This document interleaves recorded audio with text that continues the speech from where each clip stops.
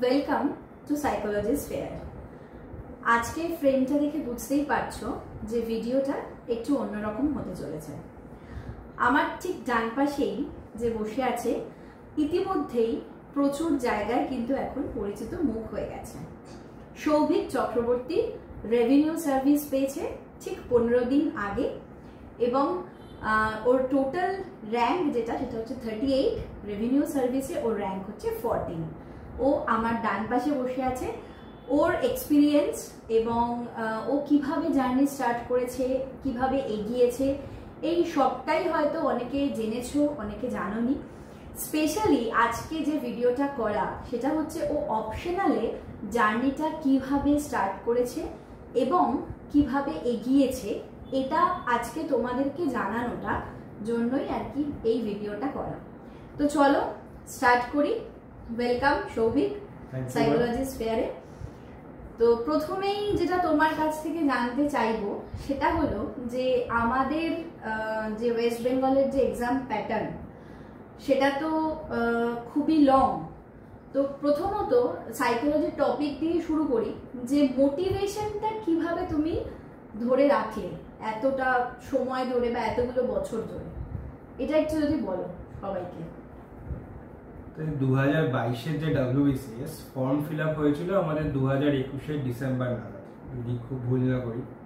তো পড়া শুরু হয় 2021-এর ওই জুন, জুলাই, আগস্ট থেকে প্রিপারেশন নেওয়া শুরু হয়।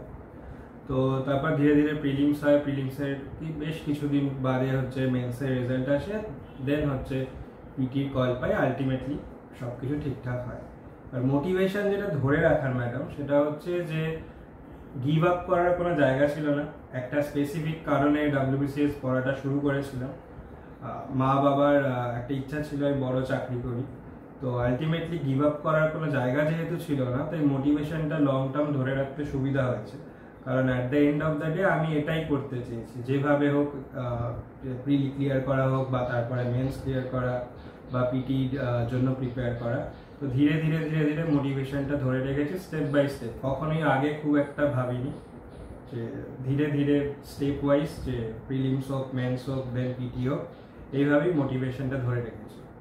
আচ্ছা, ওকে। এরপরে যেটাতে যাব সেটা হচ্ছে যে আমি মূলত জানতে চাইছি যে অপশনাল বেসড, কারণ তুমি ইতিমধ্যে অনেক জায়গাতেই বলেছো বা হয়তো আগামীতেও বলবে যে তুমি এন্টায়ার আমাদের যে সাবজেক্টসগুলো থাকে তুমি সেটা কিভাবে প্রিপেয়ার করেছো। সুতরাং ওটার থেকে আমি ফোকাস রাখছি হচ্ছে আজকে অপশনালে, কারণ প্রচুর অ্যাসপিরেন্টসের একটা বিশাল মানে সমস্যার জায়গা হোক বা প্রচুর কোয়ারি থাকে, সেটা হচ্ছে অপশনাল, সেটাকে কিভাবে আমরা রেডি করব।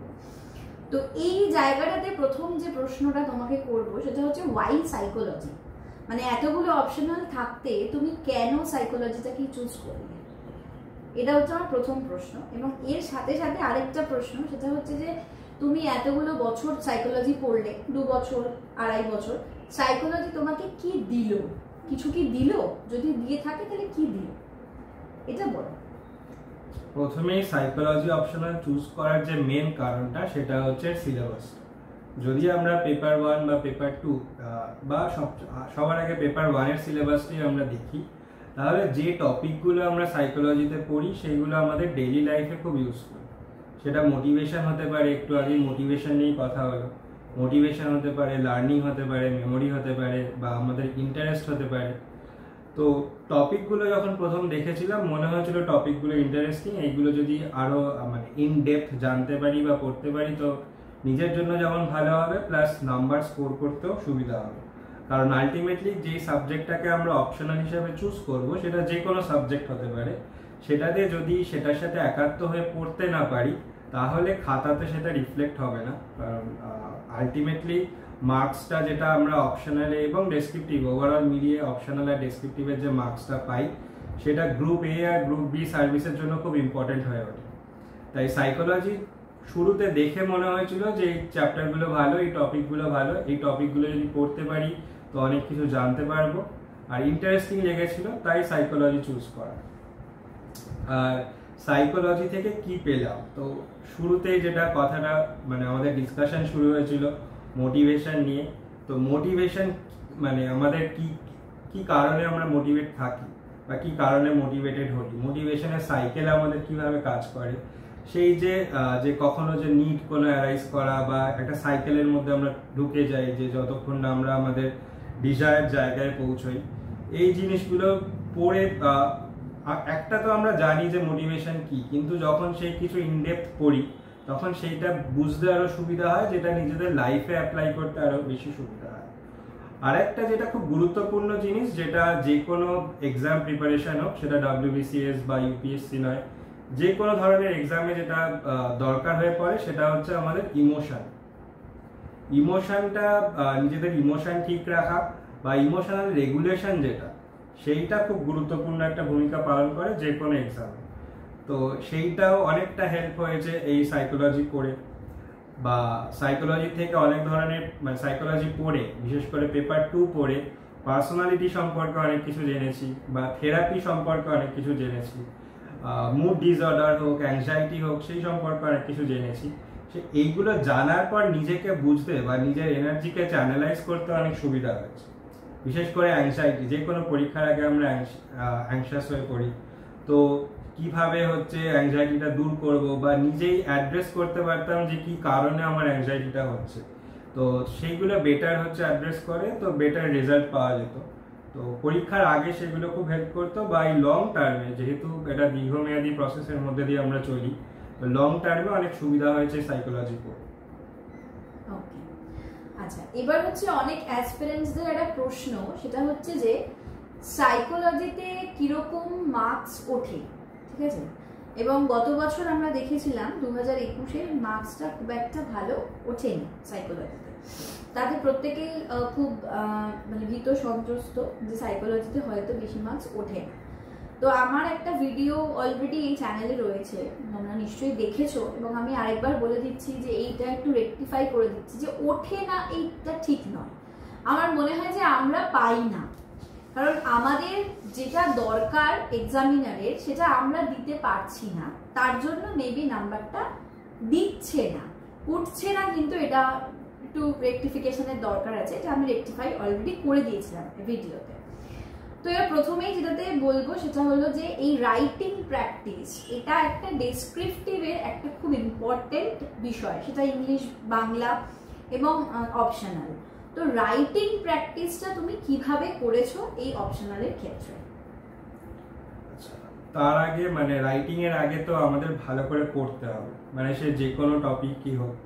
আমি যদি একেবারে সাইকোলজি শুরুর দিকের কথা বলি, মানে পারসেপশন দিয়ে যদি শুরু করি বা তার আগে সেন্সেশন দিয়ে শুরু করি, তো সেই জিনিসগুলো ভালো করে পড়তে হয়েছে।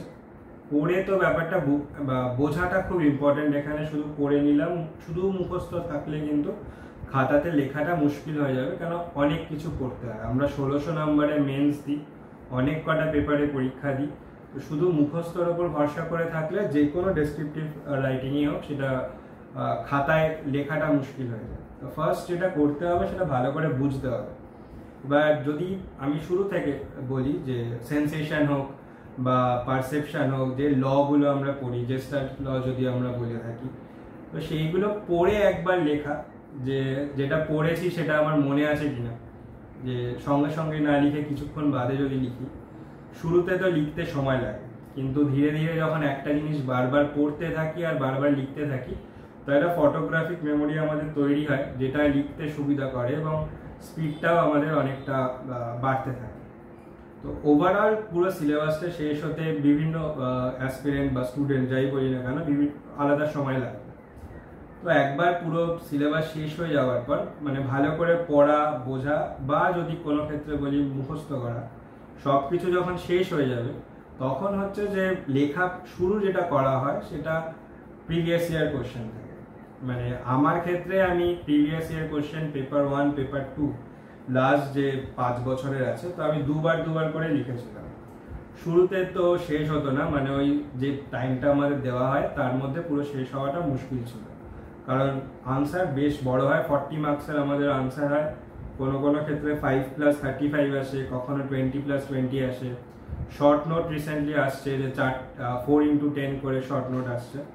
এবার তার জন্য কোয়ালিটি রাইটিংটা খুব ইম্পর্টেন্ট, যে 10 নাম্বারের জন্য আমি 1 পাতা বা 8 পাতা লিখে দিলাম, তো 10 নাম্বারটা জন্য কতটা লেখা উচিত, কি কি পয়েন্টস আমরা দিতে পারি, কোনো ডায়াগ্রাম, কোনো ফ্লোচার্ট যদি সেখানে দেওয়া পসিবল হয় সেগুলো আমাদের দিতে হয়। তো ভালো করে আগে থেকে পড়ে থাকাটা খুব এখানে ইম্পর্টেন্ট।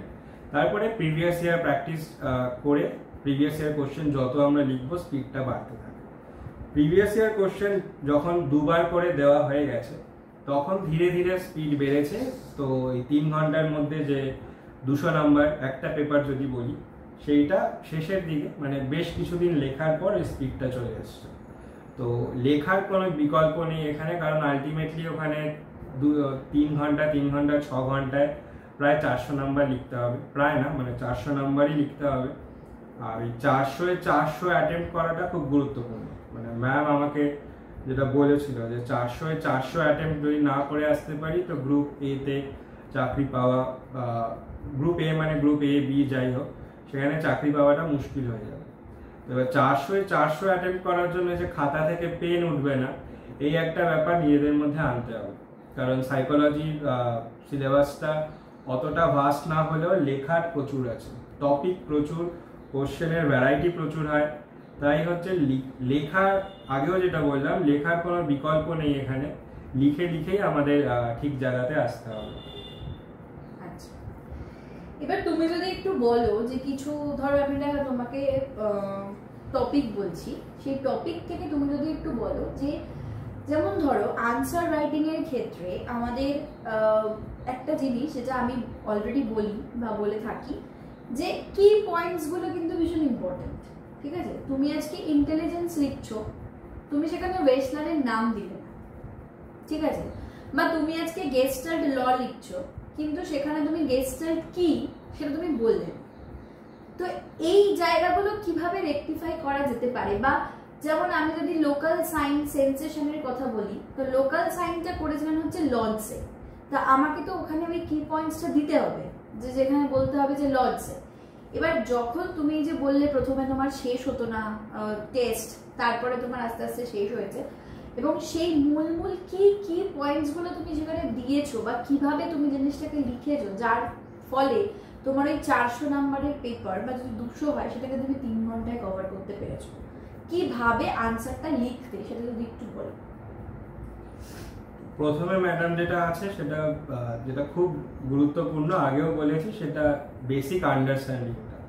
আমি কি লিখছি, আমি যদি এখন মোটিভেশন লিখে থাকি, আমি যদি ম্যাকলেল্যান্ডের থিওরি লিখি বা মাসলোর থিওরি লিখি, তাহলে যে আগে আমাকে জানতে হবে আমি কি লিখছি। আমি সেখানে ডায়াগ্রাম খুব ইম্পর্টেন্ট, দুটো থিওরিতেই ডায়াগ্রাম আছে, ডায়াগ্রাম খুব ইম্পর্টেন্ট। আমি ডায়াগ্রামটাকে অ্যানালাইজ করে লিখতে পারি বা ডায়াগ্রামটা কোথায় পুট করব সেটা ইম্পর্টেন্ট।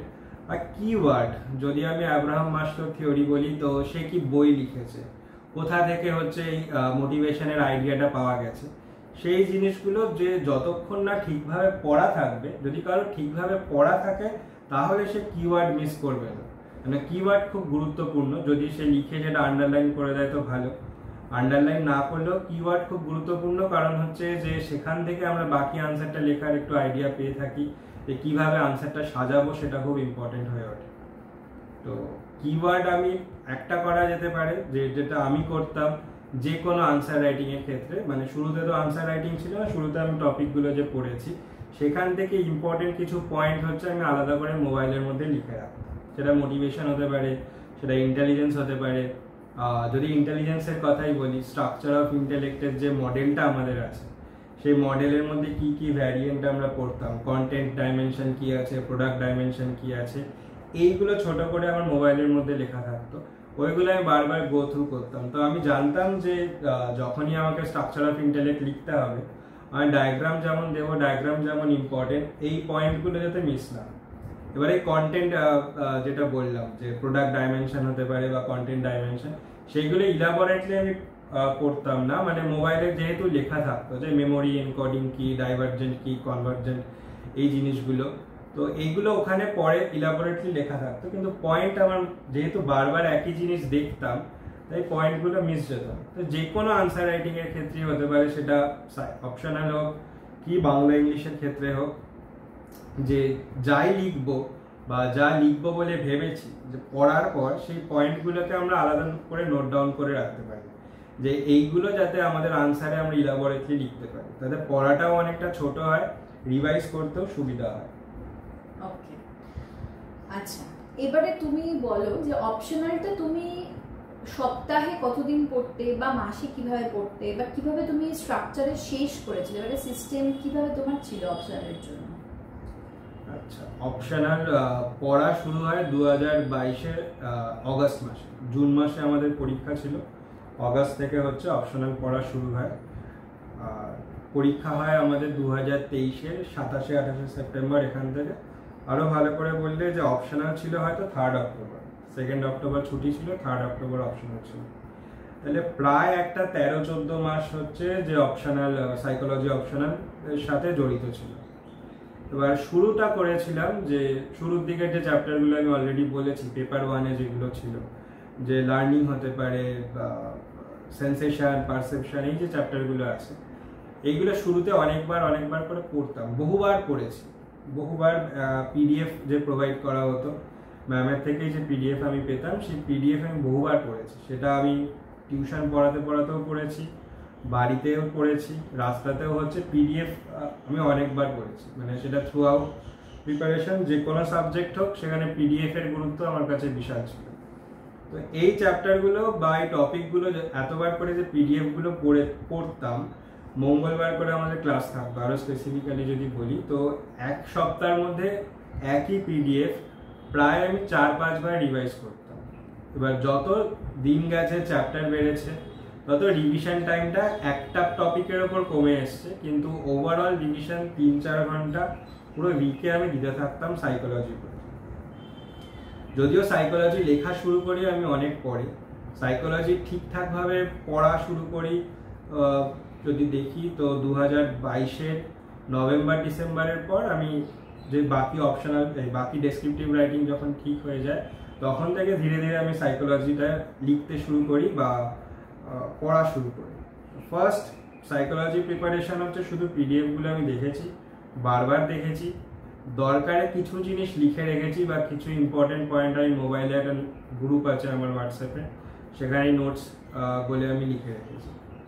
তারপর যখন পেপার 1টা পড়া শেষ হয়, পেপার 1-এর সিলেবাস শেষ হয়, তারপরে আমি একটা করে টপিক লিখেছি। তখনও আমি কোশ্চেন সলভ করিনি, প্রিভিয়াস ইয়ার সলভ করিনি। যদি মোটিভেশন পড়ে থাকি, তো মোটিভেশন আমি পুরো যেটা পড়েছি সেটা লেখার চেষ্টা করেছি, যে কতটা মনে আছে। সেম জিনিস হয়েছে যে যখন পেপার 2 শেষ হয়েছে, পেপার 2 যখন শেষ হয়ে গেছে, তারপর আমি প্রিভিয়াস ইয়ার কোশ্চেন শুরু করেছি। কিন্তু পেপার 2 যতদিন চলেছে, পেপার 1 পেপার 2 মিলিয়ে আমি হচ্ছে কন্টিনিউ সেই পিডিএফগুলো বারবার দেখতাম।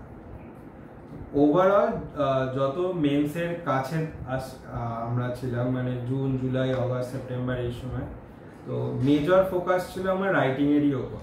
মানে কম্পালসারি সেকশনটা যদি বাদ দিই, সেটা বাংলা ইংলিশ হতে পারে বা অপশনাল হতে পারে।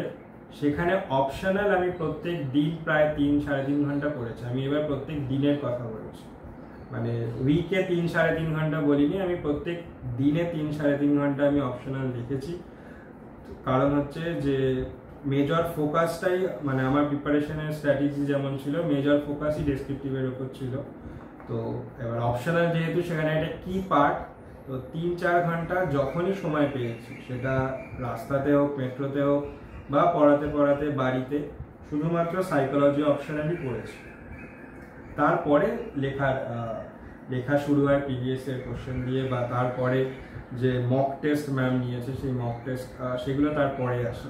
কিন্তু ইনিশিয়াল পার্ট ছিল খালি সেই নোটস পড়া। এবার আমার কাছে পিডিএফ ছিল, অন্যদের কারোর কাছে সে কোনো বই থেকে পড়তে পারে, বা নোটস হিসাবে পিডিএফটা কপি করে রাখতে পারে, পিডিএফ প্রিন্ট করে রাখতে পারে। তো পড়াটা খুব গুরুত্বপূর্ণ, কেন আমরা মেমোরি বলে একটা চ্যাপ্টার পড়ি, মেমোরিতে একটা কথা বলা আছে, there is a concept of over learning. তো মেমোরি অনেক স্ট্রং হয় যদি ওভার লার্নিং হয়ে থাকে আমাদের। তো আমার ক্ষেত্রে, সাইকোলজির ক্ষেত্রে, ওভার লার্নিংটা বেশ কিছু টপিকে হয়েছিল। যে ওভার লার্নিং এমন একটা কনসেপ্ট যে কোনো কিছু দরকারের থেকে বেশি যদি আমরা পড়ে নিই, সেক্ষেত্রে আমরা সহজে ভুলি না। তো কোনো জিনিস কন্টিনিউয়াসলি দেখা বা পড়া, সেইটা খুব গুরুত্বপূর্ণ হয়ে যায় লেখার জন্য। আচ্ছা, এরপরেই যে প্রশ্নটা করব সেটা হলো যে তুমি এটা অনেকেই করে থাকে যে কি কি বই আমরা পড়ব, তো তোমাকে এই প্রশ্নটা করব যে তুমি কি কি বই ফলো করেছিলে সেটা যদি একটু বলো। আমার সাইকোলজি প্রিপারেশনে কোনো বই আমি ফলো করি, আমি শুধু নোটসই ফলো করেছি, যেটুকু দেওয়া হতো সেটুকুই করতাম। পেপার 2-র জন্য আমি অনেক কিছু এক্সট্রা করেছি, ম্যামের নোটস বাদ দিয়েও আমি থেরাপি পার্ট যেগুলো হয়, থেরাপি যেগুলো আমরা পড়ি, যে ক্লায়েন্ট সেন্টার থেরাপি হতে পারে, সাইকো অ্যানালিসিস হতে পারে, বা কগনিটিভ বিহেভিয়ারাল থেরাপি হতে পারে, এইগুলো আমি নোটস বাদ দিয়েও হয়েছে ইন্টারনেট থেকে অনেক কিছু পড়তাম, যে কারণ পিডিএফ আমার অনেকবার পড়া আছে, সেখানে এক্সট্রা কিছু, বা নেচার নার্চার কন্ট্রোভার্সি হতে পারে, principal of teaching and learning হতে পারে, এই সব যেগুলো আমি বললাম এগুলো অলরেডি 2022-এর কোশ্চেন এসছে। তো এগুলো অনেক সময় আমি ইন্টারনেট থেকে পড়েছি, আর বাকি তো পুরো ম্যামের নোটস। মানে যে কোনো কনসেপ্ট, বই যতটা গুরুত্বপূর্ণ আমার কাছে নোটস ইকুয়ালি গুরুত্বপূর্ণ। যেটা তোমাদেরকে বলার সেটা হচ্ছে যে এই যে এতদিন ধরে, দীর্ঘ অনেকগুলো বছর ধরে এই সাইকোলজি স্ফেয়ার তোমাদের কে জানি না কতটা কি দিতে পেরেছে, তবে আমি অনেক কিছু দেওয়ার চেষ্টা করেছি তোমাদেরকে, অনেক বিভিন্ন কিছু বলে। মনে হচ্ছে আজকে এখানে দাঁড়িয়ে যে এতদিন ধরে যেগুলো বলে এসছি তার ফল হচ্ছে আমার পাশেই যে বসে আছে সে। প্রত্যেকটা সময় তোমাদেরকে যেগুলো বলেছি যে কনসেপ্ট ক্লিয়ারটা ভীষণ ইম্পর্টেন্ট, আগে আমার কনসেপ্ট ক্লিয়ার করতে হবে, তারপরে আমাকে রাইটিংয়ে যেতে হবে। ও কিন্তু সেটাই বললো যে আগে ও পড়েছে, কনসেপ্ট ক্লিয়ার করেছে, তারপরে ও রাইটিংয়ে গেছে। যেটা আমি বলে থাকি, প্রথম প্রথম যখন অপশনাল শুরু করছো, ইনিশিয়ালি 1 ঘন্টা করে অপশনালকে দাও। ও কিন্তু সেটাই বললো যে প্রথমে পড়েছি, তারপরে আস্তে আস্তে সময়টা বাড়িয়েছি, সেটা দিনে 3 থেকে 3.5 ঘন্টা। আমি ইনিশিয়াল স্টেজে বলি 1 ঘন্টা 1.5 ঘন্টা দাও, ভালো লাগা যখন তৈরি হবে তখন কিন্তু আস্তে আস্তে তোমার সময়টা বাড়তে থাকবে। এবং এই সাবজেক্টটা এমনই একটা সাবজেক্ট যে এটাকে কিন্তু কেউ ভালো না বেসে থাকতে পারবে না, কারণ এটাও বলা আছে যে বারবারই এটা একটা হিউম্যান বিং এর, পুরো এন্টায়ার হিউম্যান বিং এর কথা বলে। যেখানে ও বললো যে যদি আমাদের মোটিভেশন ল্যাক করে সেটাও এখানে আমরা পেয়ে যাচ্ছি, আমাদের অ্যাংজাইটি প্রোন হলে সেখানেও আমরা এটা পেয়ে যাচ্ছি, সমস্ত কিছু আমাদের মেন্টাল হেলথ সমস্ত ইস্যু কিন্তু এই সাবজেক্টটার মধ্যেই লুকিয়ে রয়েছে। তারপরে যেটা ও বললো যে টাইম ম্যানেজমেন্ট, প্রথমে সময় শেষ করতে পারতাম না, যেটা আমি ভিডিওতেও বলেছি বারবার, বহু ভিডিওতে, যে সময় শেষ করতে পারবে না। প্রথম দিন হয়তো লিখতে বসে 40 নম্বরের প্রশ্ন 2 ঘন্টা লাগবেই, বাধ্য, ঠিক আছে। কিন্তু তারপরে যখন ওই যে বললো যে একটা যখন আমার কাছে ইমেজ চলে আসবে যে আমার খাতাতে এরকম করে লেখা আছে, দেন চলো তাহলে আমি এগোই, তাহলে কিন্তু আস্তে আস্তে আমরা ওরমভাবে এগোতে পারি। তখন কিন্তু 40 নাম্বারের প্রশ্নটা 30 মিনিটে হয়তো হয়ে যাচ্ছে। 2 ঘন্টা থেকে আমি কিন্তু 1.5 ঘন্টাকে বাদ দিয়ে আমি 30 মিনিটে নামিয়ে দিচ্ছি, ঠিক আছে। এটাই কিন্তু দরকার, ঠিক আছে। এবং যেটা বললো প্রথমেই অনেকে বলে ম্যাডাম কি বই কিনবো, বইয়ের ভিডিও দেওয়া রয়েছে, সবটাই আমার দেওয়া রয়েছে চ্যানেলে। প্রথমেই বলছে যে কি বই কিনবো, আমি প্রত্যেককেই বলি আগে বই কিনো না, আগে নোটস ফলো করো, কারণ বইটা কিন্তু অনার্স লেভেল মাস্টার্স লেভেলে লেখা। WBCS এর জন্য কিন্তু স্পেসিফিক কোনো বই এখনো পর্যন্ত মার্কেটে নেই, ঠিক আছে। তো সেই কারণে বই কিনো না, আগে নোটসটা ফলো করো, কারণ নোটসটাতে তুমি হয়তো এইটুকুনি পাবে, তুমি সেটাই পড়ো না, আগে সেটা পড়ো, তারপরে এক্সট্রা কিছুর জন্য ওই যে বললো যে বই কেনেনি, গুগল সার্চ করেছে, অনলাইন ইন্টারনেট এগুলো দেখেছে, তার মানে ওর এখানে মনে হয়েছে যে এটা আমার এক্সট্রা দরকার, যেটুকুনি নোটস হয়েছে সেটুকুনি পড়া হয়ে গেছে। আমার এটাই বক্তব্য যে যেটুকুনি নোটস আছে সেটুকুনি আগে পড়ো না, হয়ে গেলে পরে দেন বইতে যাও, কোনো অসুবিধা নেই। সেটাই কিন্তু ও বলছে যে পুরোটা কিন্তু ও নোটস ভিত্তিক পড়াশোনা করেছে, ওর কিন্তু কোনো সাইকোলজি বই নেই, তাই তো, ওর কিন্তু কোনো সাইকোলজি বই নেই, ঠিক আছে। আচ্ছা, আরেকটা যেটা কথা সেটা হচ্ছে মক টেস্ট। মক টেস্টের সুবিধা এবং মক টেস্টের অসুবিধা, বা মক টেস্টটা দেওয়াতে তোমার স্পিড, তোমার কোয়ালিটি অফ রাইটিং এগুলোর কিরকম ইমপ্রুভমেন্ট হয়েছে, নাকি এগুলো ডিটোরিয়েট করেছে, কি হয়েছে সেটা একটু বলো। যে কোনো প্রিপারেশনের ক্ষেত্রে মক টেস্ট খুব গুরুত্বপূর্ণ, কারণ যতক্ষণ না আমরা টেস্ট দিচ্ছি ততক্ষণ বুঝতে পারি না যে কোথায় দাঁড়িয়ে আছে, প্রিপারেশনটা কোথায় রয়েছে। তো মক টেস্ট ডেফিনেটলি হেল্প করেছে। সেটা হচ্ছে আনসার রাইটিং ইমপ্রুভ করতে যতটা হেল্প করেছে, টাইম ম্যানেজমেন্টে তার থেকেও বেশি হেল্প করেছে। কারণ ওই শুরুতে যে বলেছিলাম শেষ হতো না, অনেক মক হয়েছে যেখানে হচ্ছে 180 190 অব্দি অ্যাটেম্প্ট হয়েছে, পুরো 200 অ্যাটেম্প্ট হয়নি। তো সেইগুলোকে পরে যখন অ্যানালাইজ করা হয়েছে যে আর কোথায় স্পিড কমাতে পারতাম, মানে স্পিড বাড়াতে পারতাম, লেখাটা একটু কোথাও একটু কম লিখলেও হতো, সেগুলো যতক্ষণ না মক দেওয়া হবে ততক্ষণ বোঝা খুব মুশকিল। তো মক টেস্টের একটা খুব গুরুত্বপূর্ণ ভূমিকা রয়েছে WBCS এর ক্ষেত্রে। সেটা শুধু সাইকোলজি বা অপশনালের ক্ষেত্রে নয়, ওভারঅল যতটা আমাদের 1600 নাম্বার যা আছে সেখানে কিন্তু মক টেস্ট দেওয়াটা খুবই গুরুত্বপূর্ণ। কেন, যতক্ষণ না মক দিচ্ছি আমরা আমাদের কমফর্ট জোনেই থাকছি। যখন আমরা মক টেস্ট দিচ্ছি আমরা অনেকটাই কমফর্ট জোনের বাইরে গিয়ে দিচ্ছি। তো যে কোনো জায়গায় গিয়ে মক টেস্ট হোক কি কোনো পার্টিকুলার টিচারের কাছে মক টেস্ট হোক, সেইটা খুব গুরুত্বপূর্ণ বা এই আমাদের প্রিপারেশনের জন্য। আর মকগুলো তুমি কিভাবে দিয়েছিলে? চ্যাপ্টার ওয়াইজ মক দিয়েছিলে নাকি এন্টায়ার পেপার 1 পেপার 2 মিলে মক দিয়েছিলে? না, পেপার 1 পেপার 2, শুরুতে পেপার 1 দিয়েছি, তারপর কয়েকটা পেপার 2 দিয়েছি, তারপরে বেশ কিছু পেপার 1 পেপার 2 একসাথে যেমন আমাদের পরীক্ষায় মক হয় সেরকম ভাবেই দেওয়া হয়েছে। আচ্ছা, ওকে। এবং ওর যে অপশনালের পুরো প্রিপারেশনটা, সেই পুরো এন্টায়ার প্রিপারেশনের মানে পুরো প্রিপারেশনটাই কিন্তু ওর সাথে আমার কমিউনিকেশন বা ওর আমি যেভাবে যেভাবে বলেছি ও কিন্তু এক্স্যাক্টলি ভাবে সেই জিনিসটা কিন্তু ফলো করেছে। এবং ফলো করার ফলে কিন্তু আজকে ওর এই রেজাল্টটা হয়েছে। এবং প্রত্যেককেই বলি এবং অনেকেই প্রশ্ন করে, ও একইভাবে প্রশ্ন করেছিল যে নাম্বার কি উঠবে, আমি কি পাবো, এটা কি হবে, এরকম ভাবে কিন্তু ও আমাকে প্রশ্ন করেছিল। আমি কিন্তু ওকে বলেছিলাম তুমি এই জিনিসগুলো ফলো করো, যে জিনিসগুলো এখনো বলছে এক্স্যাক্টলি ওকে আমি সেই জিনিসগুলো ফলো করার কথাই বলেছিলাম, যার ফলে কিন্তু আজকে ও এটা পেরেছে। এবং যেটা ওর মধ্যে মানে আছে বা ওর থেকে যেটা হয়েছে যে সেটা হলো যে প্রচুর পরীক্ষা দেওয়া। মানে আমি হয়তো কোনো সময় ভুলে যেতাম, এক এক সময় আমাদের থাকতো যে এই দিন এই পরীক্ষাটা, ওই দিন ওই পরীক্ষাটা, পেপার 1 এর 1 থেকে 5, পরের দিন থাকছে 6 থেকে 10, এরকম হয়তো আমি মিস করলাম, ও কিন্তু মিস করতো না। ও আমাকে ঠিক আগের দিন রিমাইন্ড করতো যে ম্যাডাম কালকে কিন্তু এই এক্সামটা রয়েছে। বললাম আচ্ছা ঠিক আছে, আমি কোশ্চেন পাঠিয়ে দিচ্ছি বা আমি কোশ্চেন প্রোভাইড করে দিচ্ছি, ঠিক আছে।